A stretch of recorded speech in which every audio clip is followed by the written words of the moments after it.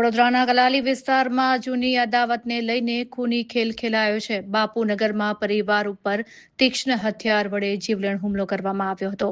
હુમલાખોરોએ પરિવારના સભ્યોને નિશાન બનાવીને હુમલો કર્યો છે.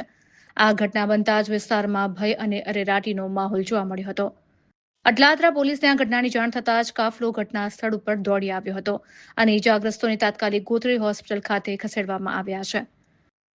કેટલાક ઇજાગ્રસ્તોની હાલત ગંભીર હોવાનું પ્રાથમિક માહિતી પ્રાપ્ત થઈ છે. ત્યારે આ સમગ્ર ઘટના જૂની અદાવતને લઈને હુમલો કરાયો હોવાની ચર્ચાને લઈને જોર પકડ્યું છે. પોલીસ દ્વારા આસપાસના સીસીટીવી ફૂટેજ પણ કબજે લેવામાં આવ્યા છે. હુમલાખોરોની ઓળખ માટે પોલીસ દ્વારા તપાસ શરૂ કરવામાં આવી છે. પરિવારનો આક્ષેપ છે કે સામેવાળા પક્ષનો ગુનાહિત ઇતિહાસ છે, ત્યારે આરોપીઓ સામે કડક કાર્યવાહી કરવાની પણ પરિવારની માંગ છે. આ સમગ્ર મામલે અટલાદરા પોલીસ દ્વારા વધુ તપાસ હાથ ધરવામાં આવી છે.